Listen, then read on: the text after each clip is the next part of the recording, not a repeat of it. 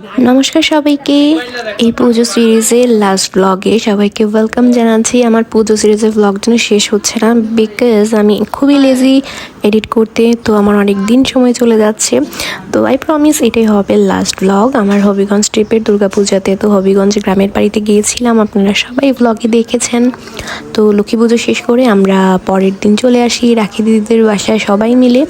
আমাদের একটা নিমন্ত্রণ ছিল, আমরা যদিও রাখি দিদিদের বাসায় 3 দিন তখন স্টে করে আসি।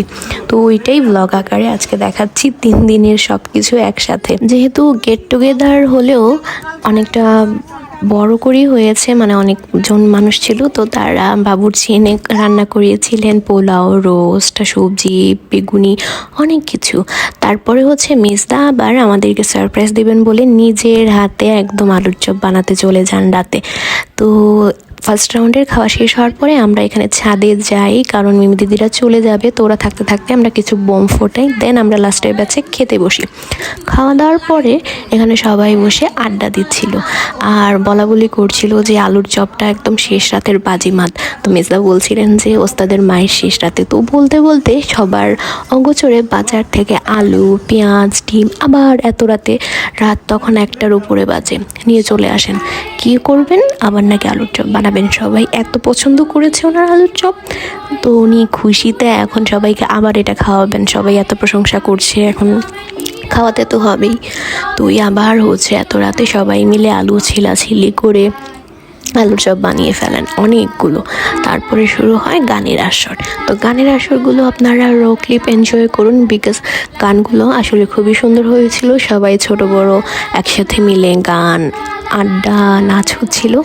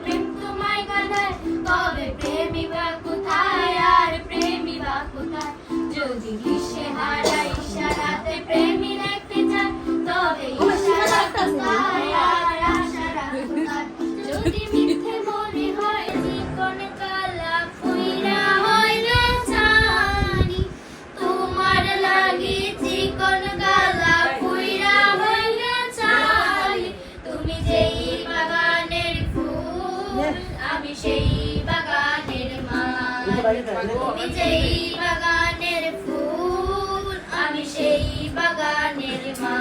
সেই বিষারি মোরে বিষারি শ্যাম, পিরিতি আমার অন্তরে, হায় রে শ্যাম, পিরিতি আমার অন্তরে, হায় রে ঠ্যাঙের ভিতরে ডাইলে সরে উতলাই নীল সই, হায় রে ঠ্যাঙের ভিতরে ডাইলে সরে উতলাই নীল সই, ওরে সেই উতলার অন্তরে, হায় রে কাগজের গুটি বাতাসে উড়েল সই, হায় রে কাগজের গুটি বাতাসে উড়েল সই, ওরে সেই উড়ানি মোরে উড়াইলি, ওরে সেই উড়ানি মোরে উড়াইলি শ্যাম, পিরিতি আমার অন্তরে, হায় রে শ্যাম, পিরিতি আমার অন্তরে, হায় রে শ্যাম, পিরিতি আমার অন্তরে, হায় রে শ্যাম। ধর্মকথা বোর যে কই আসতবে এখন, আসল আর নকল যারা বোঝে না পাগল। ধর্মকথা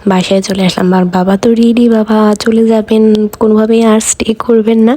তো বাসায় আসার পরে হচ্ছে সবাই মিলে বাবাকে বোঝালো। এরপরেই দেখতে পারবেন সবাই দল বল নিয়ে একদম মিছিলের মতো করে মিশনে চলে গেছিলো। ওনার নাতি নাতনিরা ছিল, তো সবাই মিলে অ্যাকচুয়ালি বাবাকে বুঝিয়ে কনভিন্স করেই ফেললো। আর রাতে আবার শুরু হলো মেজদাদের আয়োজন। রাতে নাকি মেজদা মেজদি দুজনে মিলে রান্না করে খাবেন। তো মেজদি চিকেন রান্না করেছিলেন আর মেজদা একটা খুবই সুস্বাদু লোকটা শুটকির ভর্তা করেছিলেন। একটা ভর্তা করতে যে লোকটা কি পরিমাণের কষ্ট করলো, মানে এই আদর এই ভালোবাসাটা আসলে ভাষায় প্রকাশ করার মতো না। Actually I really feel blessed to get a brother like him. So ব্লগটা এখানে শেষ হচ্ছে। Thanks for watching everyone.